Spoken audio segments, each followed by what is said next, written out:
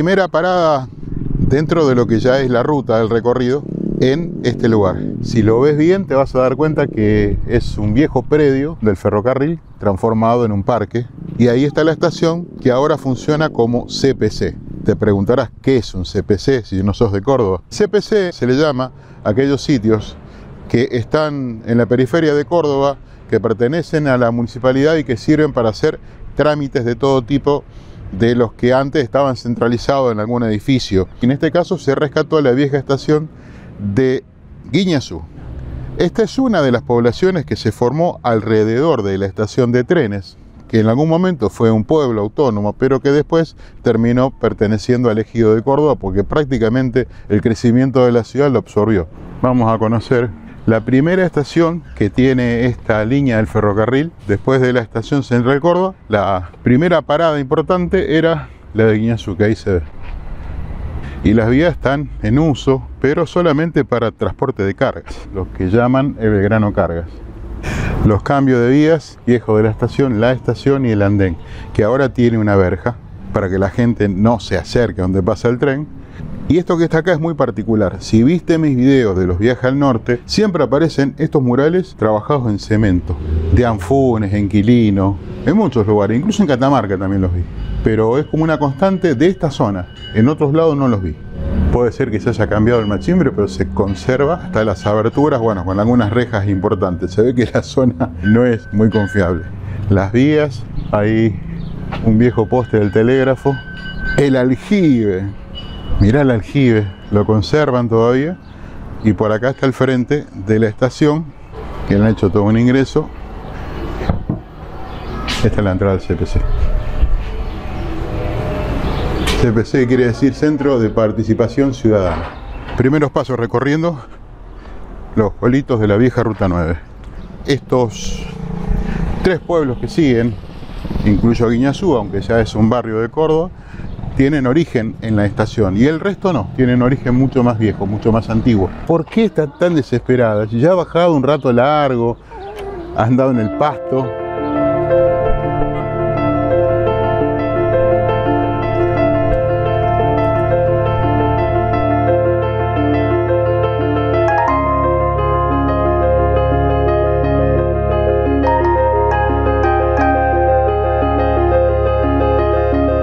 Por si no viste el video anterior, te cuento que estoy recorriendo y documentando en parte la Ruta Nacional 9 Norte, que es como en Córdoba se denomina a este tramo del camino que conecta la Docta con el NOA. De aquí en adelante aparecen pueblos inexplorados por la mayoría de los viajeros, algunos de ellos con orígenes remotos donde perduran en pie edificaciones coloniales en contextos inhóspitos. Saliendo de Juárez Selman, ya empezamos a ver los primeros campos. La ruta tiene entorno rural, me pone contento. Habrás visto mi cara. Dura poco porque cuando lleguemos a Colonia Carolla y Jesús María, vas a ver que esto que se pone nuevamente con mucho tráfico. Guiñazú, Juárez Selman, General Paz. Estas tres localidades se originaron en un pasado no muy lejano, bajo la influencia del progreso ferroviario, pero hoy están aisladas ya que este tramo de la Ruta 9 fue reemplazado desde hace algunos años por una autopista que viene desde la circunvalación para agilizar el recorrido de quienes llegan o salen de la ciudad rumbo a Colonia Carolla o a Jesús María.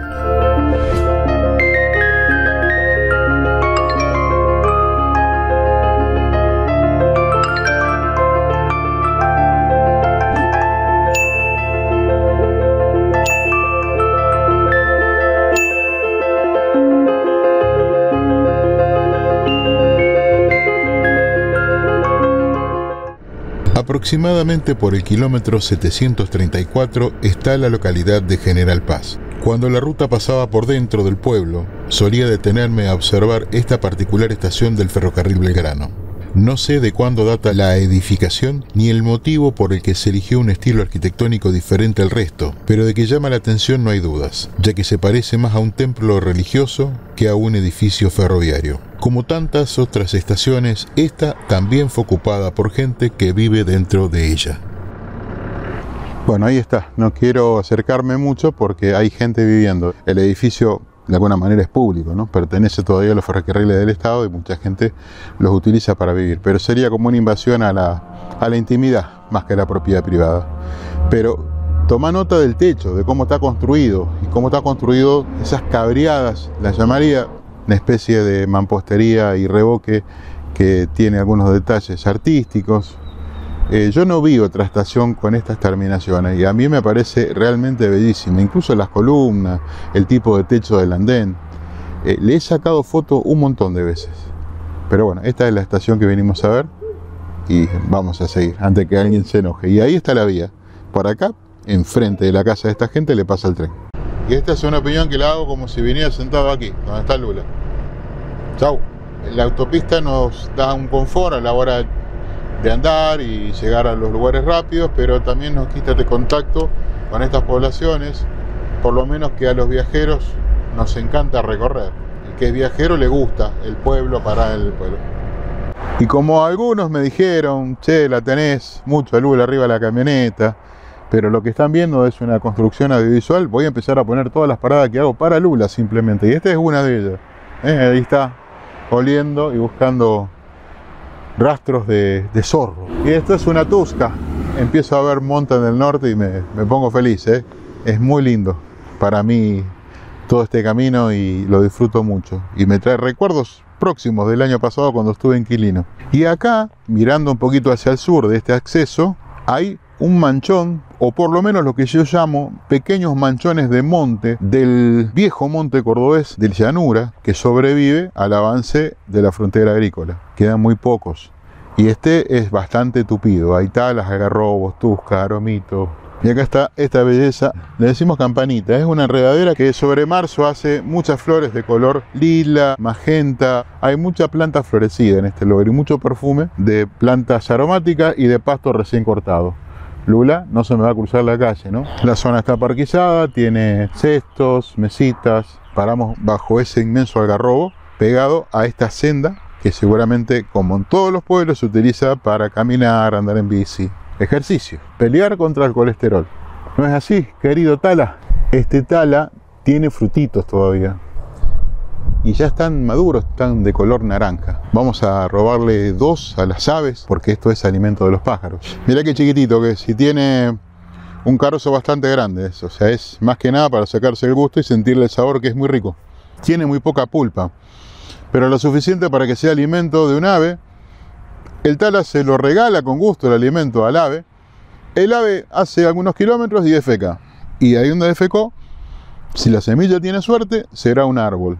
Así, la mayoría de las plantas del monte van trasladándose de un lugar a otro. Tiene que pasar por el tracto digestivo de un animal, este carocito, para que la semilla pueda germinar. Ya se nos termina el día.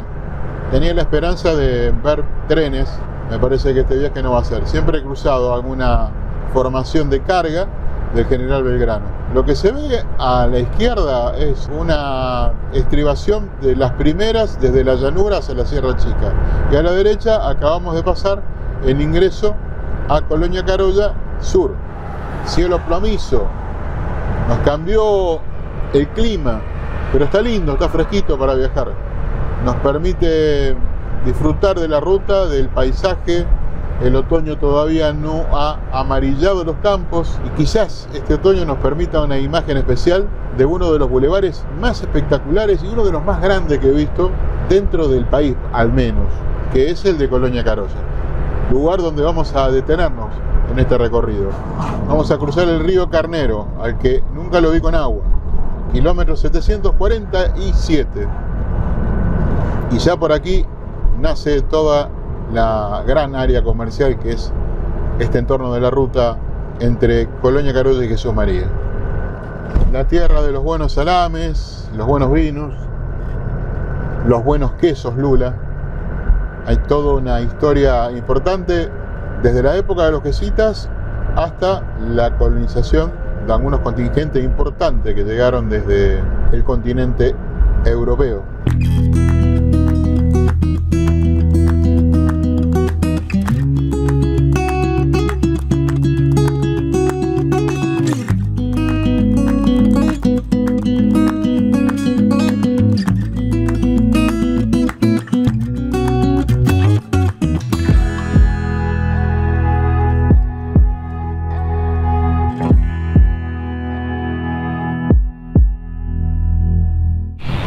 y nos amaneció húmedo, con llovizna. Parece que fuera un día más de la Mesopotamia que de esta zona de las sierras de Córdoba. Pero eso no impide salir a conocer algo que a mí me resulta emocionalmente fabuloso. Estar pisando en este momento uno de los caminos más viejos que pueden existir en Argentina, que es el Camino Real, que presupongo tiene que haber sido parte de algún trazado del sendero que tenían por esta zona los anavirones. Carolla proviene del quichua y quiere decir algo así como cara de cuero, y estaba relacionado con la seca que existía en el lugar. Y estos restos arqueológicos que se ven como estructuras hechas en calicantos, o sea, piedra, ladrillo y cal, son construcciones del año 1610 en adelante y que pertenecen a la estancia jesuítica de Colonia Carolla.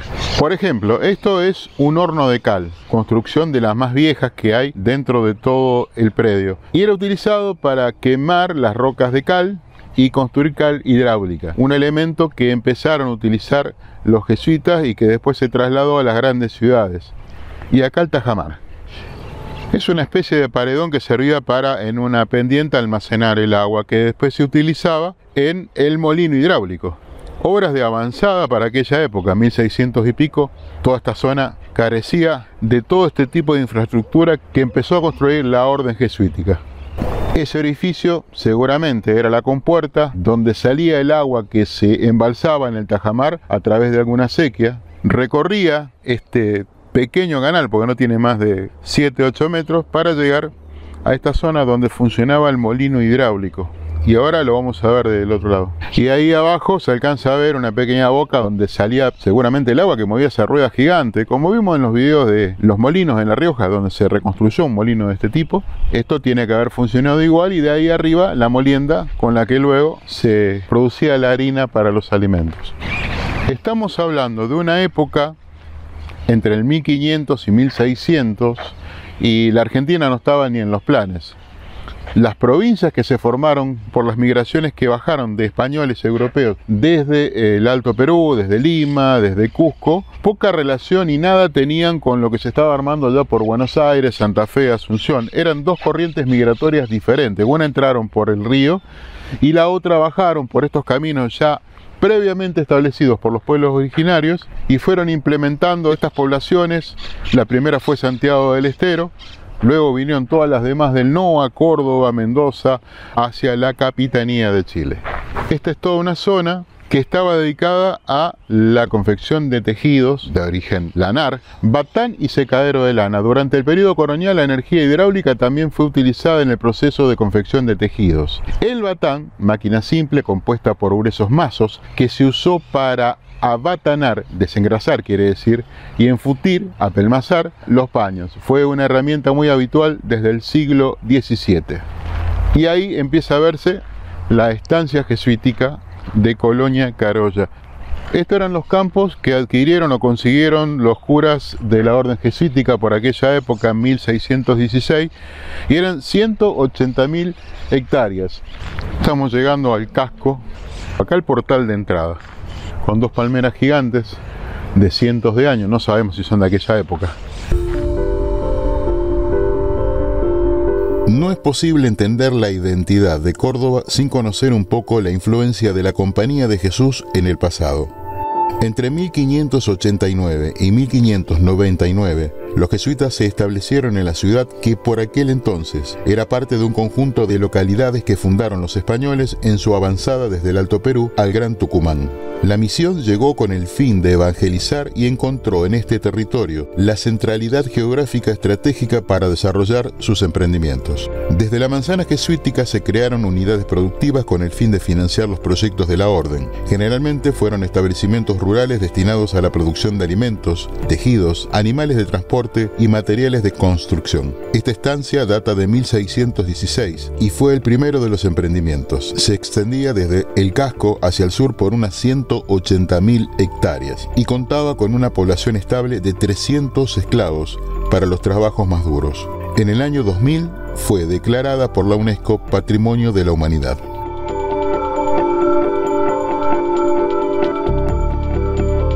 era una estancia agrícola ganadera, se producía maíz, trigo, frutales, vegetales, eran tierras muy especiales para el azafrán, ciruelos, naranjos, muchos cítricos, había vacas, había mulas, caballos, ganado lanar también había.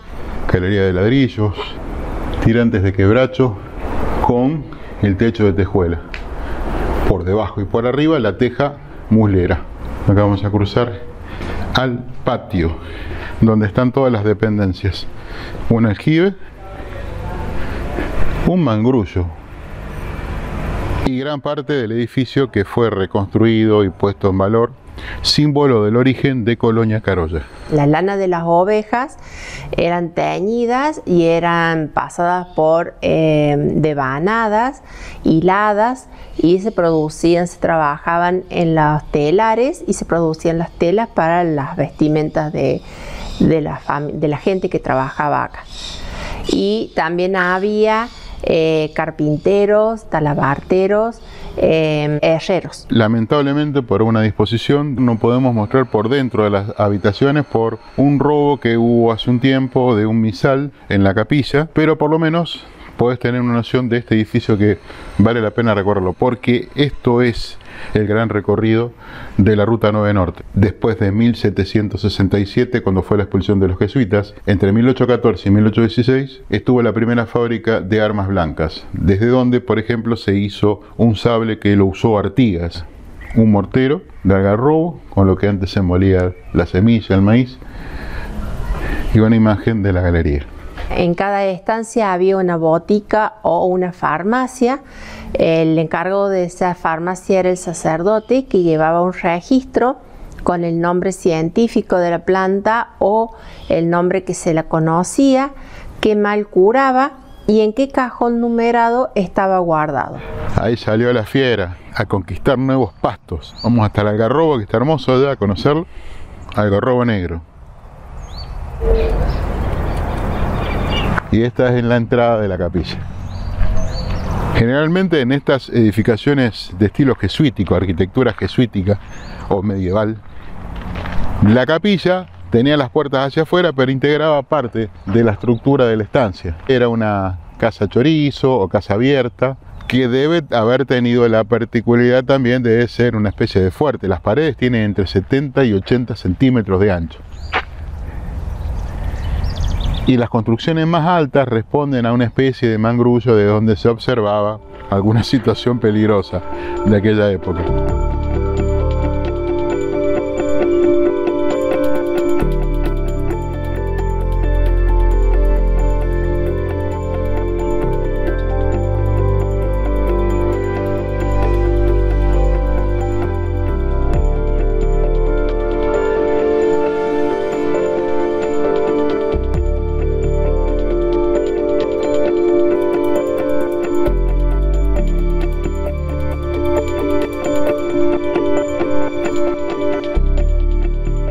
Y acá tenés acequia, uno de los valores fundamentales de toda la identidad de Carolla, la acequia. Y es normal que si venís a este lugar, lo primero que te va a llamar la atención es el bulevar de Plátanos, que es el más largo del país. Parece no tener nunca fin y que forma como un túnel en algunas partes y es característico de Colonia Carolla. Y todo esto se fundamenta en la llegada de los inmigrantes friulanos y vénetos hace más de 100 años, que transformaron este lugar de un páramo hacia un vergel. Anoche estaba consultando con la almohada dónde seguir con el video después de la visita a la estancia jesuítica. Lo que se me ocurría era aquello que es normal para un canal de viajeros de YouTube: visitar los lugares donde se hacen los famosos chacinados, embutidos, las conservas, los quesos o alguna bodega de Colonia Carolla. Pero eso aparece en todos los videos. La mayoría de los youtubers o generadores de contenido, canales de televisión que hacen algún tipo de trabajo audiovisual sobre esta zona van directamente a la parte gastronómica. Y quise un poco indagar más sobre el origen de esa cuestión gastronómica y nos encontramos con este museo Casa Copetti del Centro Friulano de Colonia Carolla. Los friulanos llegan a Argentina en 1878 atraídos por la promoción que se hacía en Europa en aquella época para que los europeos pueblen las tierras y produzcan colonias agrícolas ganaderas. Al llegar a Córdoba se encuentra con una situación bastante distinta a la cual le proponían aquellos afiches. Esto era un monte cerrado y una zona totalmente árida y seca, no había posibilidad de riego. El único río que discurría por esta zona no traía agua. Pasaron momentos bastante complicados. Su primer alojamiento fue la estancia jesuítica, donde ayer me contaron que las mujeres dormían dentro de las habitaciones y los hombres en el patio. Y de ahí en más empezaron a hacer un trabajo de desmontar y también de buscar la posibilidad de dar riego a toda esta zona que hoy es un vergel. Por aquel entonces, Nicolás Avellaneda le entrega a cada uno de los colonos, porque así se los denominaba en aquella época, lotes de 25 hectáreas, dispuestas a través de un gran callejón, el hoy famoso Boulevard de los Plátanos, y se empiezan a generar estas fincas de las que ya quedan pocas. Y este es el interior de la casa, donde hay dos cosas que te impresionan apenas llegas: el estilo constructivo, las tejas muleras, llena de líquenes, y los perfumes de las diferentes variedades de plantas que están dentro del parque.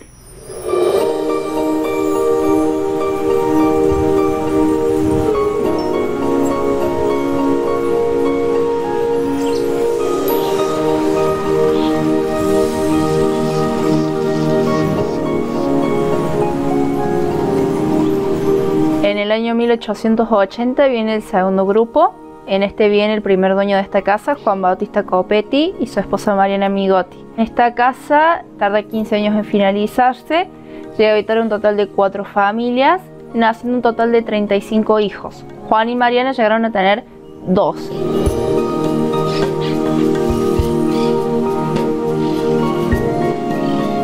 El lugar era tremendamente seco, no había posibilidades de riego más que la lluvia, y las precipitaciones para aquella época eran bajas. Los friulanos estaban convencidos de que el río Carnero, que es el que cruzamos cuando entramos a Colonia Carolla, que comentaba que siempre lo vi seco, traía agua subterránea. Porque en algún punto del recorrido que hacía el agua del cauce, el río desaparecía abruptamente, lo que era señal de que se iba hacia las napas. Y entre 1902 y 1905 se empieza a construir el canal que se llama Huergo, casi 700 metros de un acueducto que tenía 1 metro de ancho, y la mano de obra estuvo a cargo de los inmigrantes. Se formó como una especie de cooperativa donde las personas que trabajaban en el canal no cobraban, pero sí obtenían el riego de ese canal.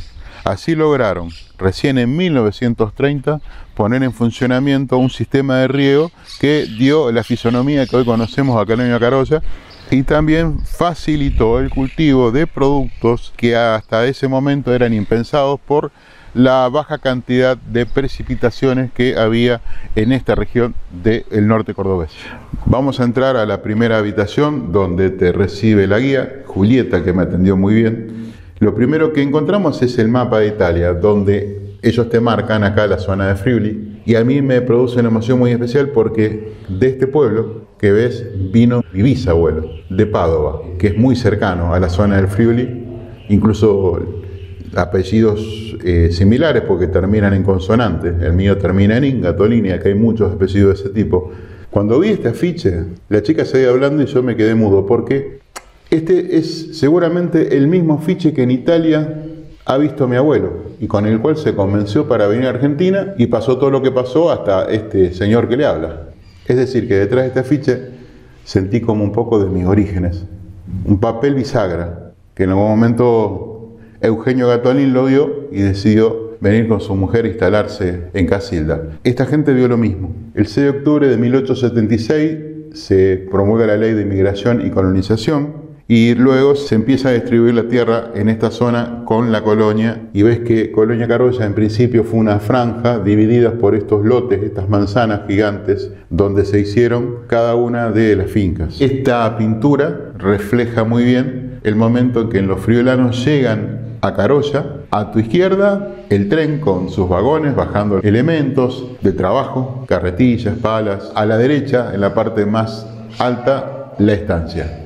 Bueno, tenemos un poco de historia general de Colonia Carolla, tenemos un poco de historia de esta familia. y de las familias de estos colonos, de estos inmigrantes, tanto cómo vivían como la habitación. También tenemos lo que es la sala de trabajo y su forma de trabajar, ya que trabajaban todos en la familia, desde el niño de 1 año hasta el anciano de 80, cada uno tenía su tarea en el domicilio.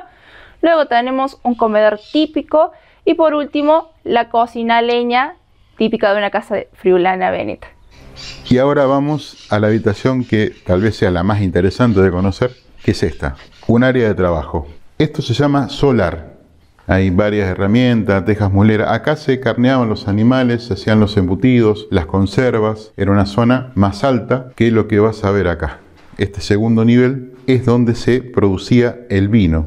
En este recipiente es donde los chicos, lavándose los pies previamente con agua bendita, se introducían y pisaban la uva con la cual hacían el mosto. Y en este lugar, este gran tonel hecho de algarrobo y láminas de hierro, era donde se producía la fermentación. Es un tonel original de aquella época. También hay elementos de molienda, un tronco de parra antiguo, una batea, diferentes elementos que son históricos del lugar, muchos de ellos donados. Y ahora vamos a ver cómo era el sótano. Bajamos un nivel más y estamos en el sótano, con techo abovedado y los ganchos donde se colgaban los embutidos, los salames, los jamones. Y tiene una particularidad muy especial, que es esta entrada de aire con una boca que da hacia el sur y le permite siempre la entrada de aire fresco. Esta habitación, según me contaba recién la guía, no pasa de los 25 grados por más calor que exista afuera. Hermosa para dormir la siesta. Hay algunos vinos viejos de la bodega Nicolodi. Eran vinos regionales, una bodega artesanal que quebró hace bastante, creo que década del 80, por un granizo que destruyó la producción. Tuve la oportunidad de conocer varios sótanos en chacras o piezas destinadas a la maduración o estacionamiento de los embutidos, ya que la carneada era algo típico antes, se hacía entre familias y después se pasaban de cada familia diferentes embutidos para que cada uno tenga, estos salames son de mayo y son de tal, estos otros son de junio y son de tal. También este tipo de sótano se utilizaba para madurar los vinos. Esta zona tenía mucho de esa producción vitivinícola y eso fue gracias al riego, del que hablábamos recién. Y acá tenemos una negrita que le gusta el fresco del lugar. ¿Estás cómoda? Comedor, la mesa larga, el banco, el aparador, las radios, las máquinas de coser. ¿Cuántos recuerdos le traerán a muchos de los que están viendo este video?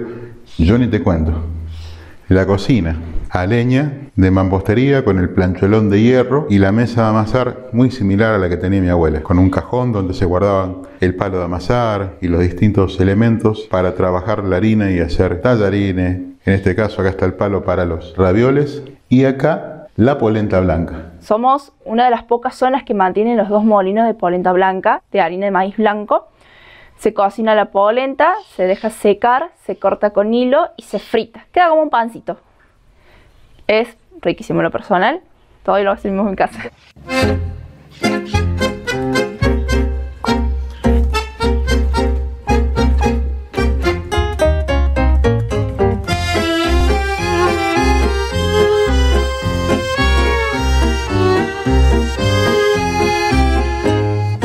Muchos recuerdos para los que descendemos de aquellas familias de inmigrantes que vinieron entre el siglo XIX y el siglo XX, final de uno, principio del otro, y me trajeron a la memoria colores y aromas de mi niñez.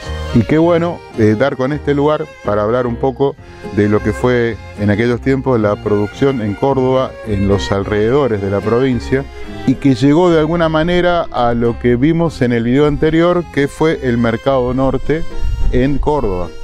Un edificio que tiene casi 100 años, pero que anteriormente en lo que era la Plaza España llegaban las carretas para vender la producción del campo cordobés. Si no lo viste, tenés que verlo ahora porque si no, no vas a entender mucho este video. Nosotros vamos a seguir por la Ruta 9 buscando estos lugares increíbles, pero muy despacio. Gracias por estar ahí, nos vemos en el próximo video.